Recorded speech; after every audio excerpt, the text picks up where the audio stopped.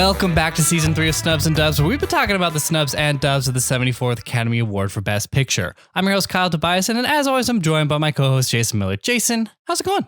Hello. It's going pretty good. The air quality's a little low outside. Been noticing that in the lungs a little bit. Yeah. It's also super foggy. Kind of looks like post-apocalyptic outside. Yeah. It's at this weird brightness where, like, sometimes I want to wear sunglasses because it's like a lot of white because there's snow and there's fog and but it's also like gray and kind of dark. Yeah. So there's like never really enough light to really justify wearing sunglasses, but then sometimes there is. I don't know. It's odd. Yeah. It's an odd city to be in right now.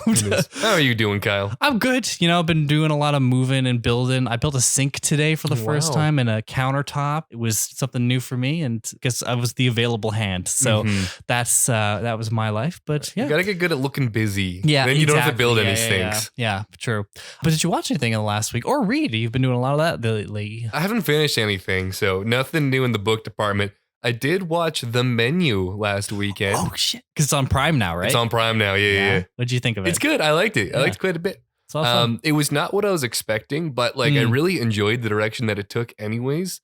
It kind of felt like poor man's Midsummer. Oh, right. It kind of felt like a poor man's Midsummer in a way, but had its own flair altogether too. So I did enjoy it. Maybe I just didn't fully understand the ending and the cheeseburger. Right. However, I will say this isn't really a spoiler. It doesn't make enough sense for it to make it to be a spoiler. They make a cheeseburger in this movie. Yeah. And that made me really want a cheeseburger. Oh, fuck me. So then, yes, because it looks so good. Yeah. It's such a stark contrast too, because a lot of the fancy food that they're making before looks kind of like, oh, like you would eat that. Like it looks odd. And then they make this just like beautiful, juicy, fucking dripping cheeseburger, and it makes your mouth water. And like at the end of it too, like I wasn't even hungry. I had finished a large popcorn, but I wanted a fucking cheeseburger. Yeah, see, and that's the thing. And we hadn't eaten yet, so my girlfriend and I ordered skip the dishes.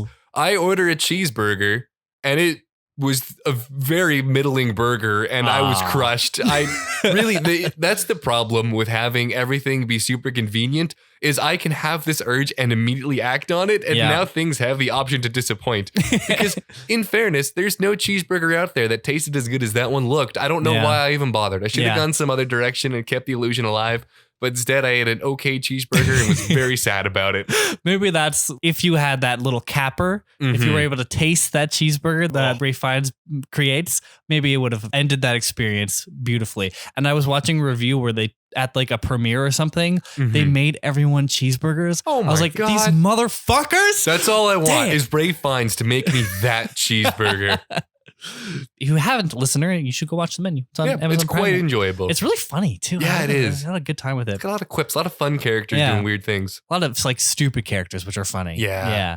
I didn't watch anything, so if that's all you watched, then I'm that's all I got in the tank. Oh, well, you know what? Actually, Vic and I have been watching a lot of Hell's Kitchen. Oh, nice. It's fun. We're watching like season 16. I watched a lot of Hell's Kitchen like years ago. Yeah. And then I'm trying to find to the point of where I watched up to, but we were watching season 16 because there's like a couple seasons after that, but it's All Stars, and I wanted to show her like what the actual thing is before we got into any of that. So where the All Stars came from, sort of thing. Yeah, exactly. Yeah, where they all started. It's a lot of fun. It's still. I'm glad that we have this one little oasis where we allow workplace harassment and totally abusive behavior to happen for entertainment purposes, because it's horrific. But it's so funny. And we need to have these little just pockets of really bad behavior that we can't allow in society at large.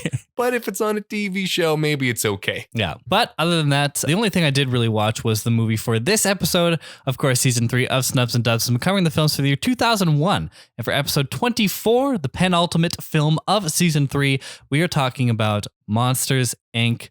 Jason, you've seen it before? I've seen it once as a child. I don't think in theaters, but I think shortly after on VHS. Maybe DVD. I don't remember. But yeah, it was at home shortly after the movie was physically distributed.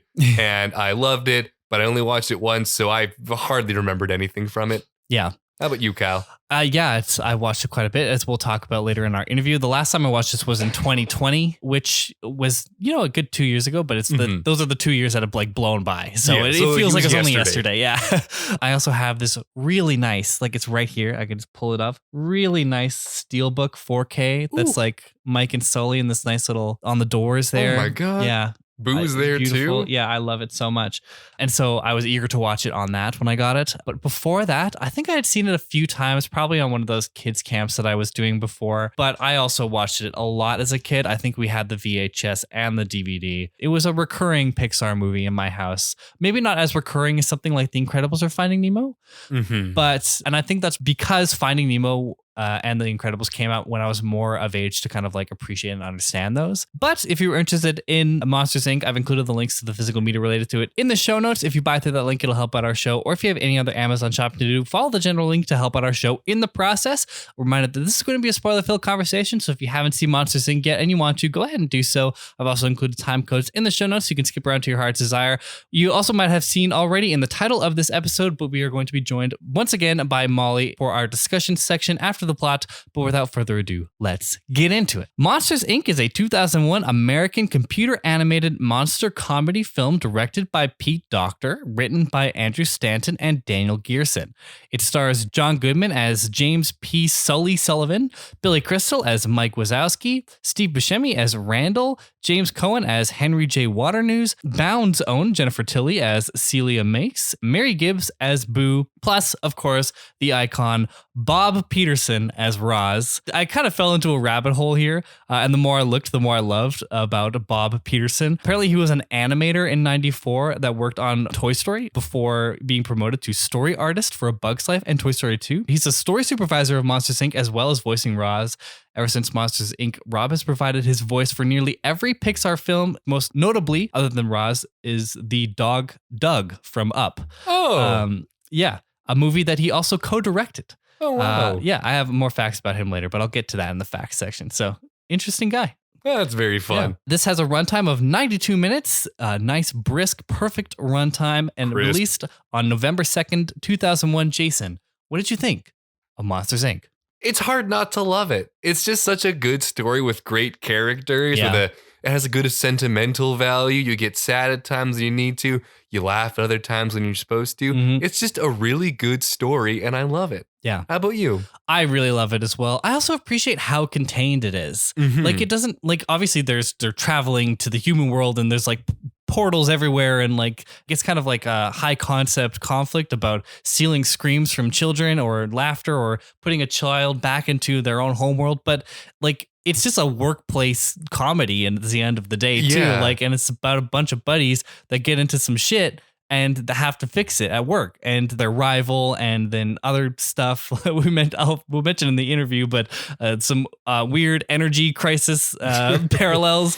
But it's just really hard not to love, and I really love these characters. They're so easy to love and so easy to get behind and root for, and just so funny. Yeah. When I was at Disney World recently, we did like a meet and greet photo op with Sully, which was cool. I really wish there was a way that they could get the characters to do the voice, because I hadn't seen Monsters, Inc. in such a long time before that. But now, having watched this, I would have loved to just like talk to Sully. Yeah. Which is really sad, because I know he's a cartoon character, but like, you know, just getting a hug's not enough. Yeah. When he's such a fun character, I want to get more from him.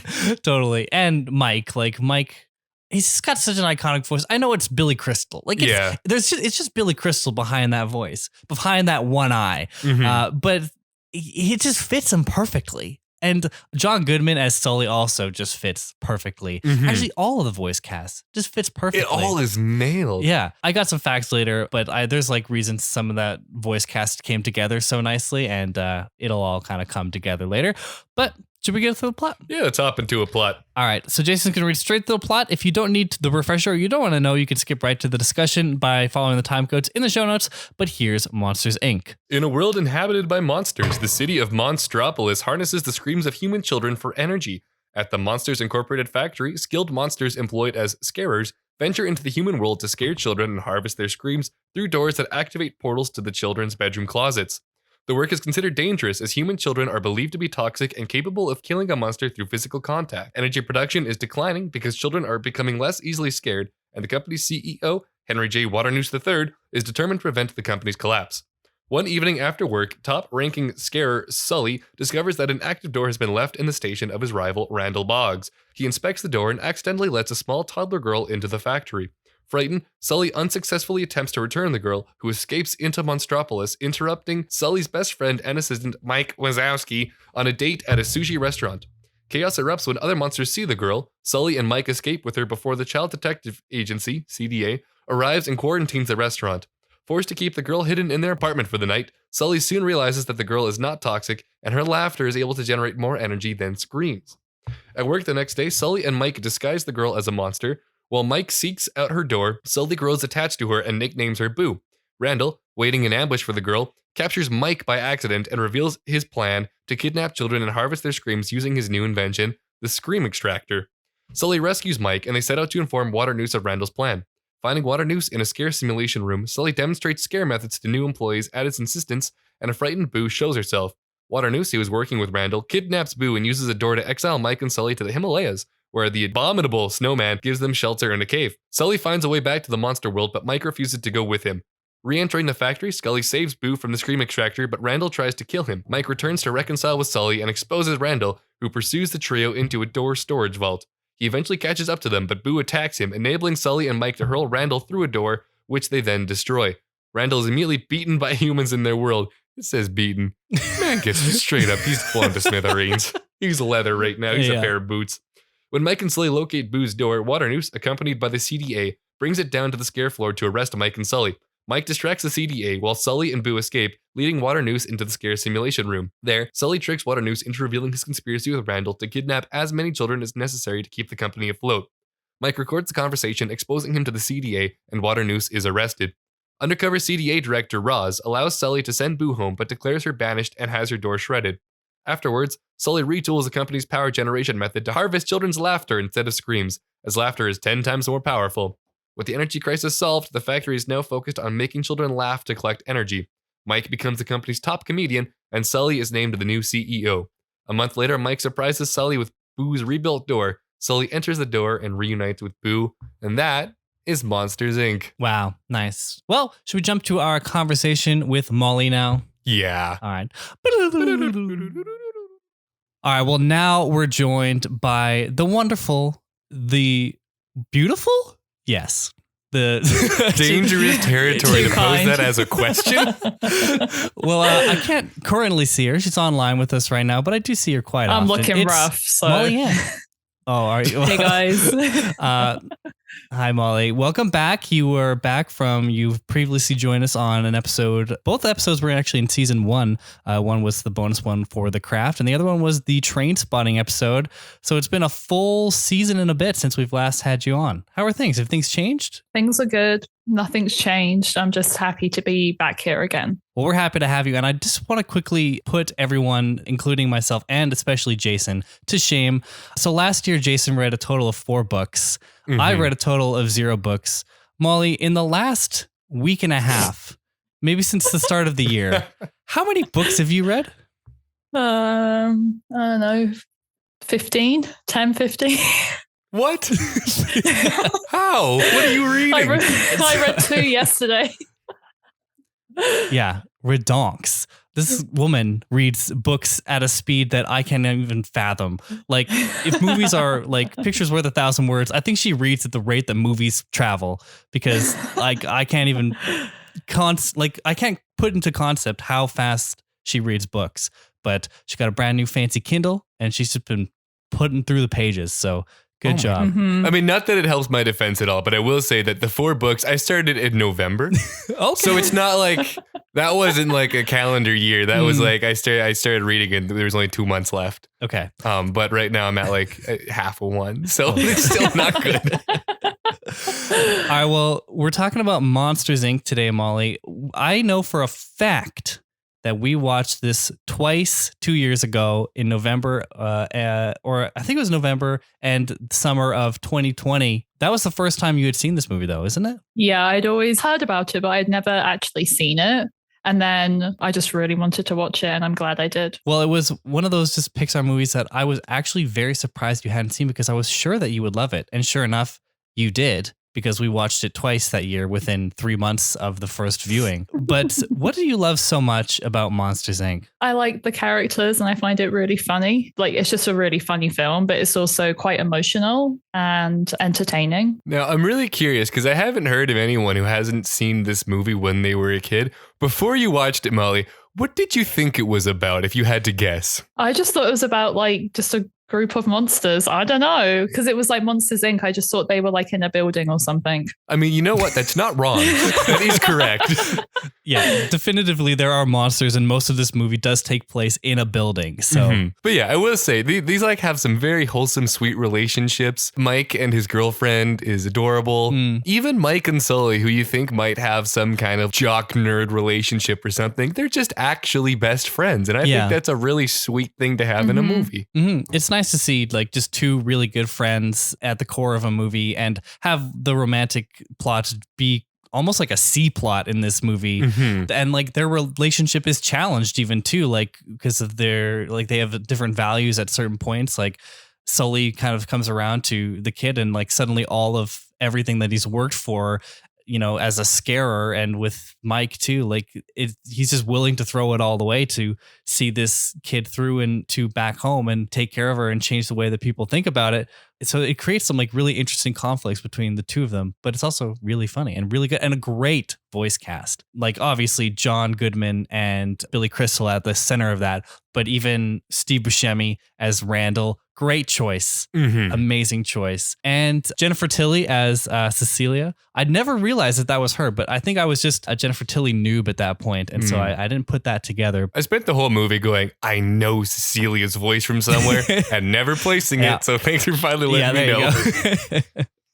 But I will say, this movie does need that lightness and brevity, since at the core it's about kidnapping and torturing children. So having the relationships built around that is helpful. Yeah, it's not just about kidnapping and torturing children. It's about invading foreign nations and exploiting their labor for our energy sources. Oh my God. So there's a That's true.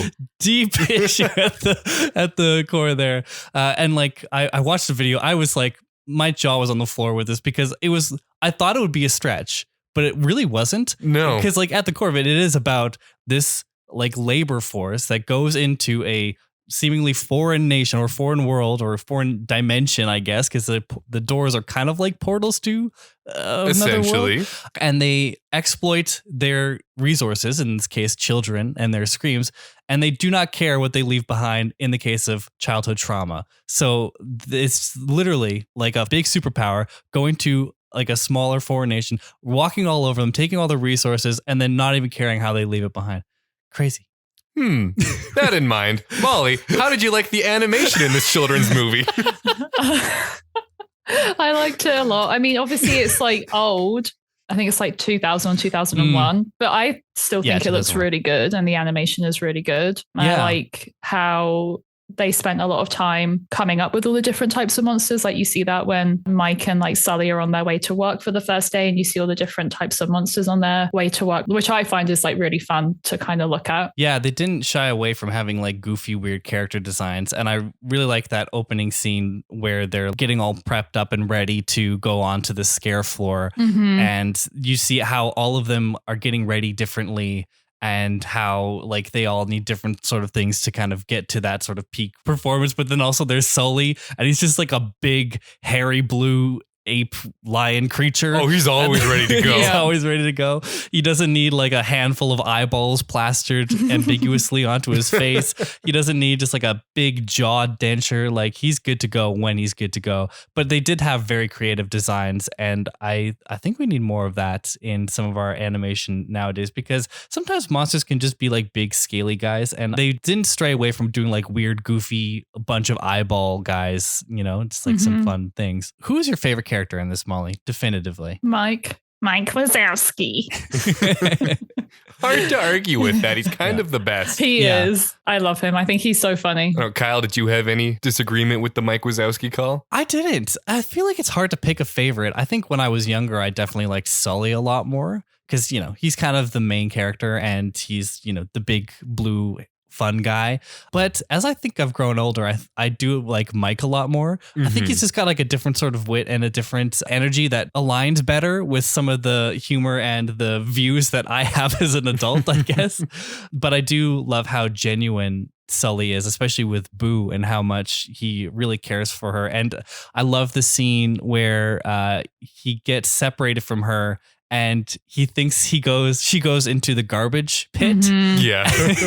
And just how traumatized he was, even though he's only been with her for maybe 18 hours or something, because like they got her in the evening and that's probably about midday, so like even less than 24 hours, and he's ready to like pass out when he sees a child go through that. Like his perception changed quick. Yeah, I mean the challenge to having Sully be your favorite character is he's too much responsibility.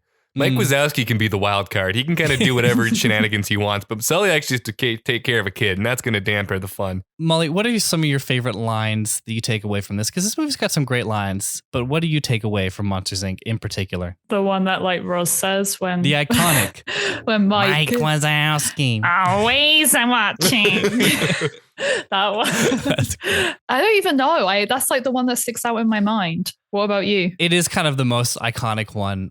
I feel like it's hard to take away from that one in particular, but there's like little one-liners. Like Mike says something like, "Ever since I laid eye on you," and I was like, it's such a silly line. Oh yeah, but I just like, well, of course, that's how he would say it, because he only has one of them. Do you have any? I mean, laying eye on you is probably my favorite, because that one just makes you go like, aha! Yeah. Just a quick little quip. Anything Roz says is comedy gold. She's a great character, just in general. Probably, I mean, anything between those two, I'm digging. Okay, now Molly, do you have just a favorite background monster? Because there's so many cool ones in here that you could go with. Okay, I don't know who it is. I like the guy who owns like the fruit store at the beginning, and he's like he's organizing his fruit. Oh yeah. I like him. I think he's like a really cool guy. And the way that they just decide to speak like weird Italian to them too. Yeah. Yeah. I don't know if it's like offensive or that's just like how they've talked to each other, and they just have this form of communication, because also later you see Mike when he's seeing the slug guy mop and he's like, "Baby." And that's it. I think my favorite's got to be the one monster who gets a sock on him and then gets shaved down and has to wear the cone for the rest of the movie. God, I love him. I had like this little plastic toy as a kid of him that after he got shaved, and I loved that thing. And I'd only seen the movie once and barely remembered it from being a child, but I loved that toy. It was so much fun. I loved when Mike was like super eager to get rid of Boo in the start too, and he's just like willing to put her in any door. Yeah.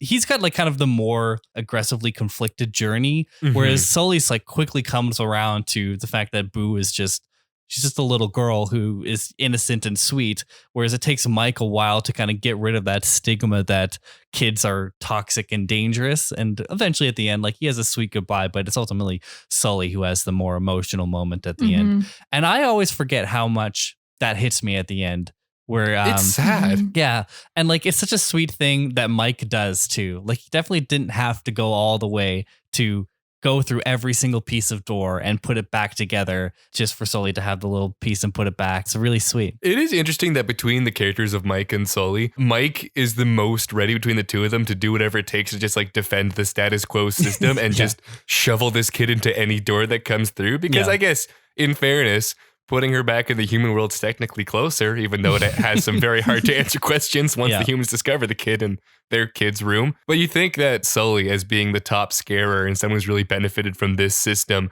of scaring children and not wanting to associate with them, you think he'd be more willing just to like get the Boo situation over with instead of having that attachment.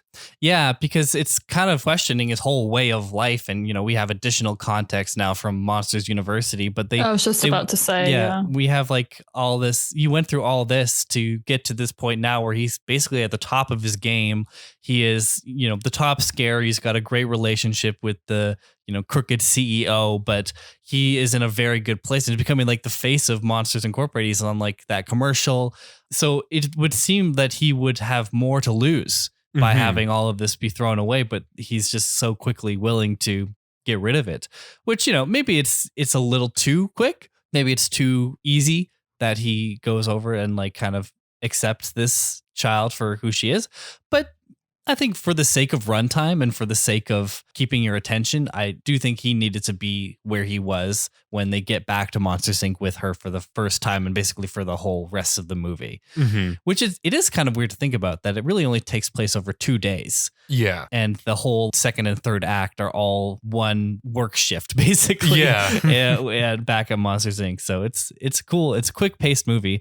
I did find that sometimes it was a little too quick. I don't know, maybe I was noticing it more because I've seen it quite a bit. And also I was having a hard time not comparing it to Shrek, which is a lot of like, especially in this year where Shrek won Best Animated Feature. And this one was probably a very close second place. It's just hard to like not look at the two in comparison. I might find Shrek a bit tighter narratively, but this one is just like, I think more emotional and more has like I have a little bit more fun during it. Molly, you haven't seen Shrek in a while, but do you have any comparisons between the two? No. Would you prefer this one all day over Shrek? Yeah, I've watched Shrek too many times. Yeah. I did find like the banishment scene was very quick. It didn't seem like a whole lot of a punishment if you could very quickly make your way back through any door that you find that's a closet.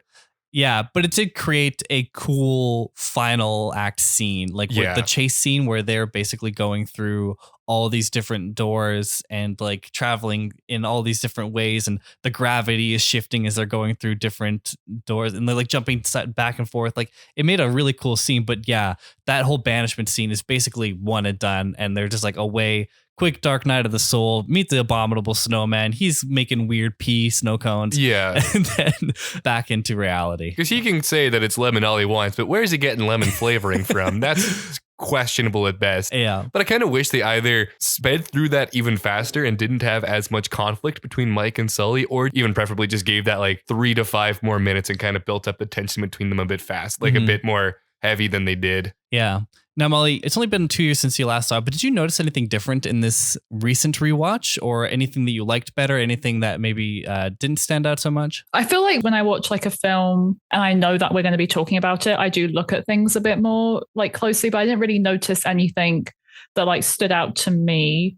I think if anything, like when they find Boo and like take her back to their house, I think I just found that like more funny than normal. Like the jokes were really funny and like Mike was really funny, but that was really it, I would say. Yeah, I mean, that's fair. I've not watched this in such a long time. Like the first time I watched this, I was just a little small child. So I didn't remember a lot. Mostly one of the main things I didn't remember was when Randall gets kicked through the last door and he just shows up in some like trailer home. Oh, yeah. What's like inferred to be the southern states. Mom, another gator got in. Yeah. And you infer that he just gets blasted with a rifle seconds after the camera cuts away from him. Oh, man. That's great. I was not prepared for them to go there, and I must have just blocked that out or didn't really understand the scenario. But like, straight up, you're assuming he gets murdered right after that. There's no other thing that could happen to him. And how was that not already like, you know how earlier in the movie we see them shred a door as like a dead door because a kid is not like responding to the monster anymore? How was that not a dead door already? First of all, how is there a closet in a, like, I understand, you know, they probably have some storage space, but a full-on closet in a what's it, like a trailer? Yeah. Motorhome sort of thing. I don't know. It was a bit of a reach, but it made for a funny bit. And I really liked his kind of getting his comeuppance. And I also really liked Waternoose's comeuppance too, because I thought for sure that, you know, when I first saw it, probably that like they went into Boo's room and he was going to have some sort of fight with Sully there. And then, you know, they might get Boo, but it would all get resolved. But I did not expect kind of the twist of that. They were like planning it and they were watching him and they went into the simulation room and filmed that. And it made sense because like they had all these simulation kind of references earlier, and at first it's used effectively to kind of set up how it is that these monsters do what they do as Scaris or Monsters Inc. But it comes around when they use it effectively to kind of get their gotcha moment on Waternoose, and I really liked that. How did you find the score for this? Because I always find that opening intro song, it's a bop. And I always forget how much of a bop it is. It is a bop. I like it. It's fun, which is surprising considering how they're scarers. But it's just like a really fun tune. For some reason, I've never really paid attention to the score for this one. Like, I can't really remember it. I do remember liking the opening song, but I couldn't like tell you what it is right now. or any other song, really. That's fair. I think because it's Randy Newman, I think his name is, and he does a lot of the Pixar music, like especially the early Pixar music. Like he was big for Toy Story song as well. I think he also did Bug's Life, but he was a big part of the Pixar identity in terms of its music earlier on. And so I feel like it does kind of sound like a lot of other Pixar movies in a sense, but it's fun enough that it kind of is able to distinguish its own, mostly for that intro song. And the song at the end is cute. Like the one with that Mike and Sully are singing to each other. That's also written by Randy Newman. So I feel like overall, like this score keeps it lively, keeps it going. Now we did get a prequel to this, Molly, but would you be interested in a sequel to this? Because I think Pixar has been doing a lot of sequels lately, maybe some more well-reviewed than others or more desired than others, but would you be there opening night? Yeah, I would. I just feel like, I don't know. It's hard. Like obviously I would want one, but I just feel like sometimes with films like this, when you do a sequel, it's kind of just the same thing written just slightly differently. It's just like a repeat. Like I can't remember what film we watched where it was a sequel, but it just felt like the same film again. I can't remember. Was it one of these Pixar sequels? I don't know. Because I know you like Finding Dory. Well, that's a different story. Yeah. Kind of. True. Yeah, she's trying to find her, she's trying to find her parents, and it's kind of a different story. I just find that one's a bit more like emotionally tied. And then The Incredibles, that's quite different. But I just don't know where they would like go with this. Yeah, it's troubling because they already did like the sequel TV series, which with was those rubbish. New characters, and they were all pretty garbo. But Mike and Sully don't really have a big part of that. It's an interesting question they pose at the end. Where are things going to go now that it's about laughter instead of screams? And like, what kind of conflict could you have now that it's almost this utopian world where you make children laugh and you get even more power out of it? So I don't know where the conflict can come from, especially since Waternoose is probably in prison and Randall is seemingly shot through by like a Southern family. But yeah, I don't know. I would be curious. I trust Pixar in a sense where they would probably choose to do something a little bit different than just kind of this workplace comedy in a sense. Yeah. Like I want to spend more time with these characters because they're so good and funny and just a lot of fun to watch. But I also don't know what strong plotline they could come up with. Like if you really want to get into the whole energy metaphor, I guess you could have people trying to like denounce laughter energy as not as good as old classic fear energy, and then there's some kind of conflict between that. But I don't know, you got to get some more pepper in that to really do something, because it does feel like there was one problem and it's been solved, and it's hard to come up with other ones that are on a similar caliber as this one without just going either way bigger or way smaller. Yeah. Well, Molly, did you have anything else final to say about Monsters, Inc? No, I don't think so. If I would say, if you had to drop this a ranking out of 10, what is Monsters, Inc? Like a 9. Yeah, it's pretty solid. Yeah. And you're going to revisit this at some point? Like watch it again? Yeah. Well, of course. It's like one of my favorite films. Totally. Of course.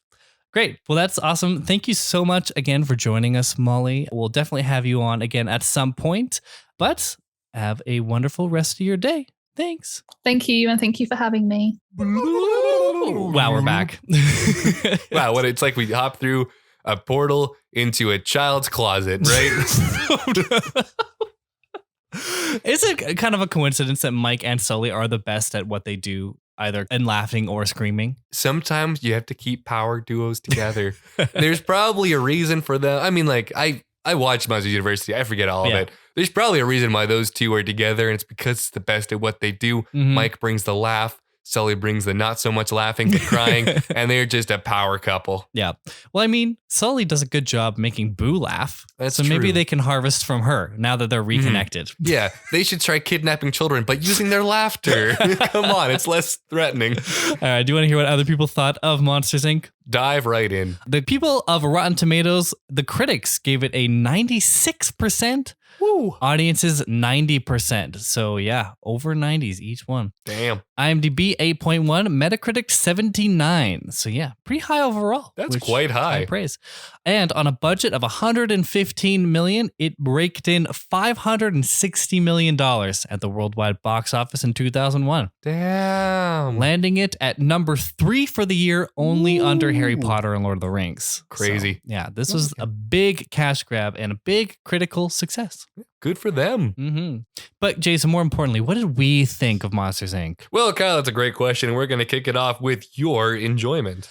I'm going to give this a 4.5.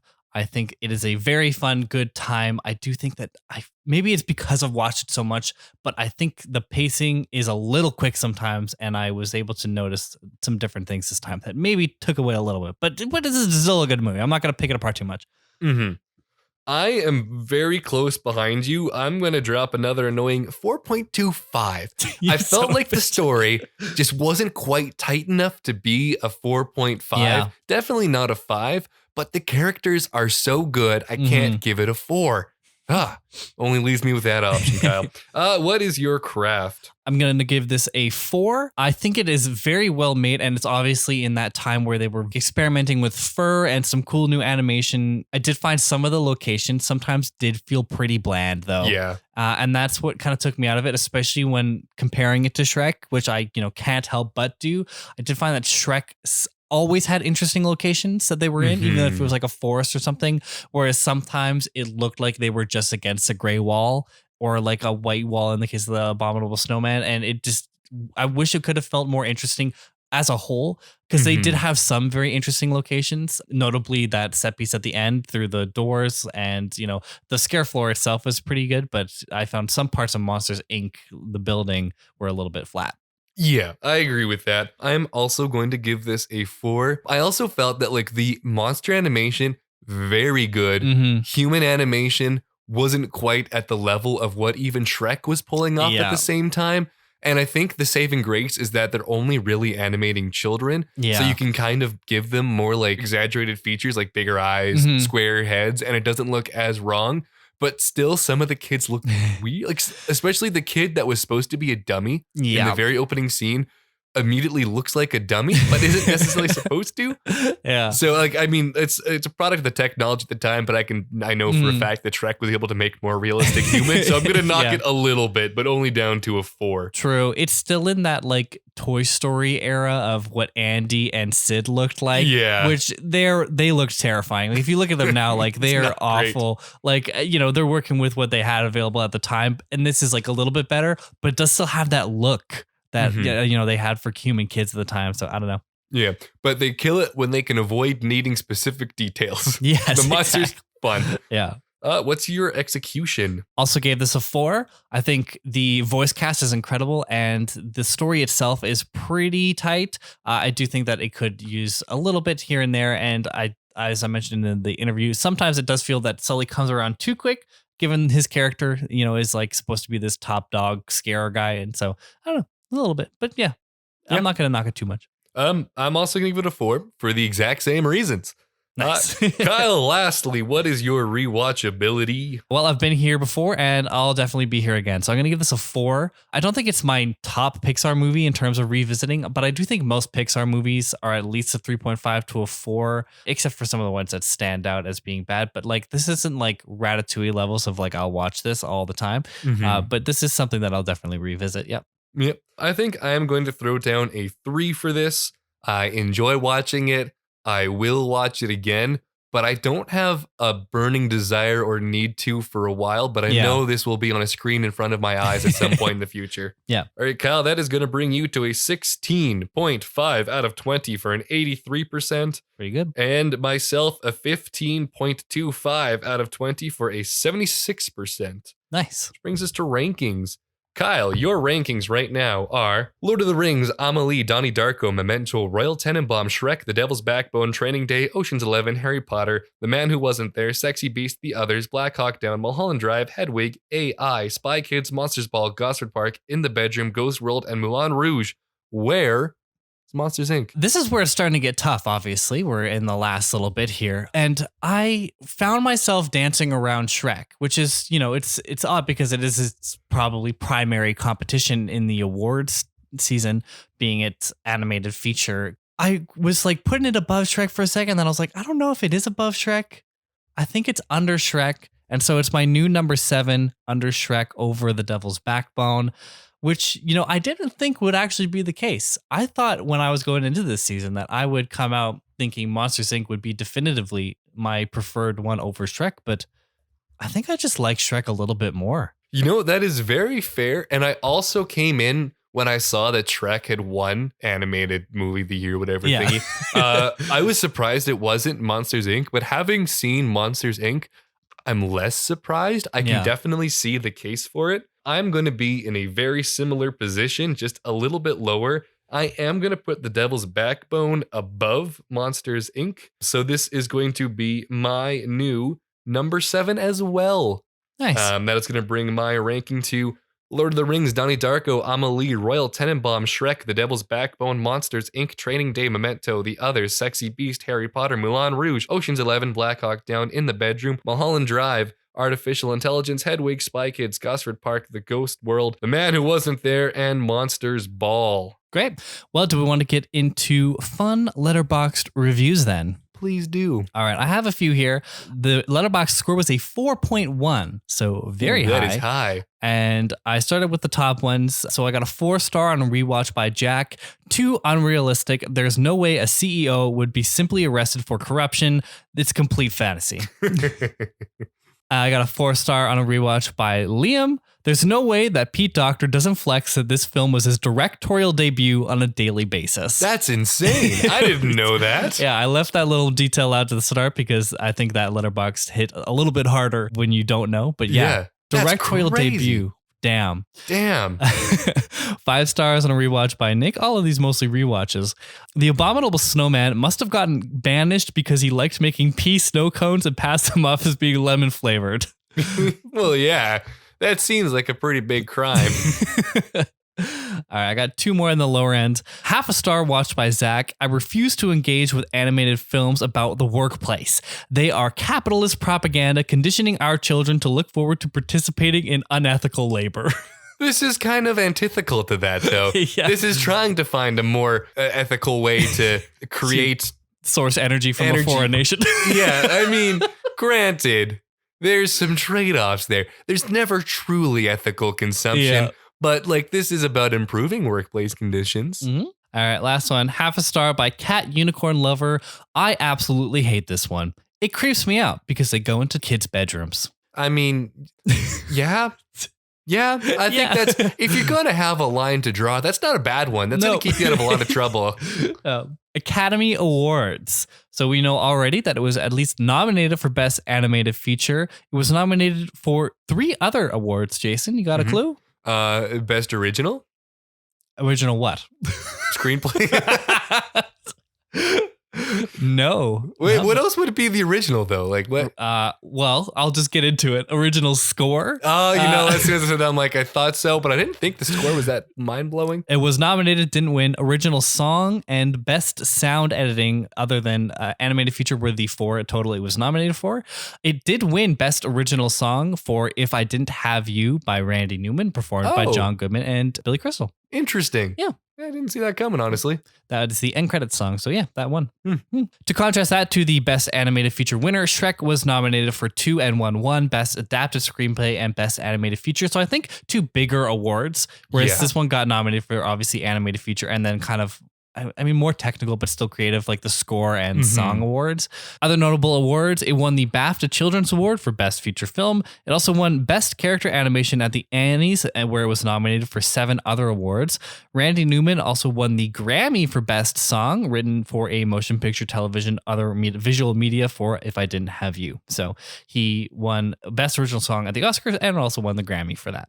I gotta go back and listen. I must have just missed something when I was watching this movie and not paying enough attention to the songs or something, because I wasn't blown away. Yeah. But maybe I just wasn't listening closely enough. No, I think you just weren't blown away, because I did the facts before I watched the movie because I'd seen the movie before. And so I was listening for that song in particular because I knew that it won now and I didn't recall it very much. Whereas I've recalled other Randy Newman songs, especially the Toy Story ones. And I just didn't find that it was that exciting. Like, it's a fun song to cap the movie, but I didn't think it was like best original song and Grammy winning song sort of thing. So I don't know. Interesting. But yeah, I mean, Randy Newman just makes good songs. So he does. Just a good guy. Interesting facts time. Mary Gibbs was so young that it proved difficult to get her to stand in the recording studio and act her lines. Instead, they simply followed her around with a microphone and cut booze lines together from the things she said while playing. To add additional context, Mary Gibbs was born in 1996, meaning that she was probably around 2 to 4, depending on what stage of production they did her voice work, and she would be 26 years old today. Oh, wow. Yeah, I mean, that makes sense. That's probably a good way to do that, because you don't need like particular things. That just seems like you get a whole ton of B-roll of her voice, and then you make it work with what you got. Mm-hmm.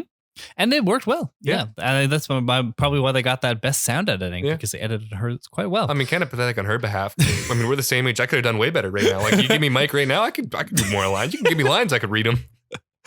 It normally took 11 to 12 hours to render a single frame of Sully because of his 23 million animated hair strands. Crazy. Wow. That is insane. They're probably sitting there like, there's got to be a better way.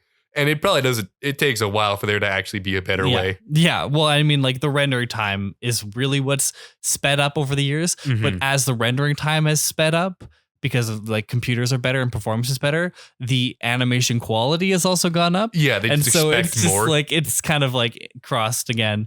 Billy Crystal was originally offered the role of Buzz Lightyear in Toy Story and declined, which he later regretted after seeing the film itself, as it would have been a great opportunity for him.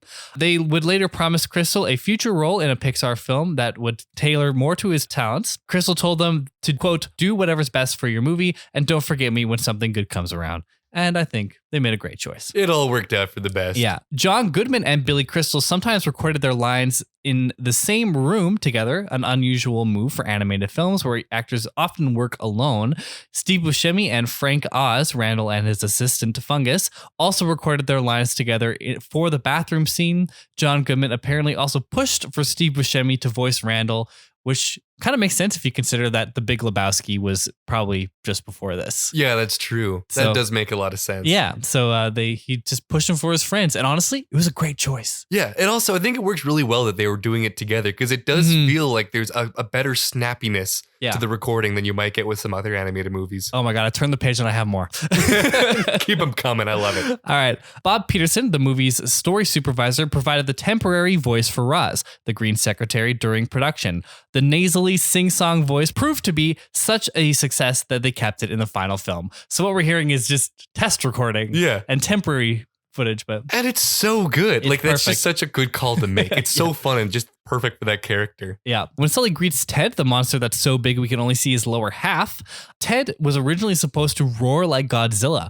The filmmakers asked permission from Toho, Godzilla's film studio, to use Godzilla's roar, but Toho turned them down. So Ted responded with a chicken cluck instead. Toho said no. Yeah, Toho said toe no. Oh. And you just see his toe. Oh. Cock. All right, that's my favorite one. Jennifer Tilly, who voices Celia, was married to Sam Simon, who was one of the creators of The Simpsons. She raved to the Pixar crew about a script she read written by a Simpsons director for an animated film. The director was Brad Bird, and the script was for The Incredibles, which became a Pixar film 3 years later. He would also go on to write and direct Ratatouille 3 years after that. So in a way, I think I need to thank Jennifer Tilly for Ratatouille. Aww. Because, she literally went to bat for this guy, Brad Bird, and got The Incredibles off the ground, and then got Ratatouille. So, wow. I think everyone should say thank you to Jennifer Tilly. Right? Yeah, right now, audience. Thank you, Jennifer Tilly. All right, well, Jason, you have any final thoughts on Monsters Incorporated? It's really good. Mm-hmm. Yeah, that's all I got. How about you? Mike Wazowski. Always watching. Oh, I'm so mad that my throat's too shredded to do a Roz. Even though my Roz at best, not good. Disgrace. Still fun. All right. Well, I want to thank you guys for listening to season 3, episode 24 of Snubs and Dubs. As always, you can find us everywhere on social media at Snubs and Dubs. That's on Instagram, Twitter, Facebook, Letterboxd, etc. We're also on Good Pods, so make sure to check us out there and join our official Discord. We'd love to hear your guys' thoughts on this film or on this episode, so please send us a tweet or a message with a question, recommendation, or anything else. I'm also at Kyle Tobias on Twitter. Jason's at Wendy_Mills. Of course, all of those links will be in the show notes. Make sure to leave a 5-star review, share the show to everyone you know, and check back next week for another episode. Here's a sneak peek of the film we're going to talk about. Welcome to Princeton. Who among you will be the next Einstein? Find a truly original idea. And it's the only way I will ever distinguish myself. It's the only way I will ever matter. He saw the world. Where's Nash? Out there, looking for his original idea. In ways that no one could imagine. This flies in the face of 150 years of theory. Congratulations, John. It's the achievement of a lifetime. Surprise, surprise. Next time we're talking about the Best Picture winner, A Beautiful Mind. So make sure to watch it before next episode. Also, one more big thank you to Molly for joining us for this episode. Great to have you on, and we'll see you again. I can't wait for you guys to hear A Beautiful Minds episode. Thanks for listening. That's a wrap. Bye. Bye for now.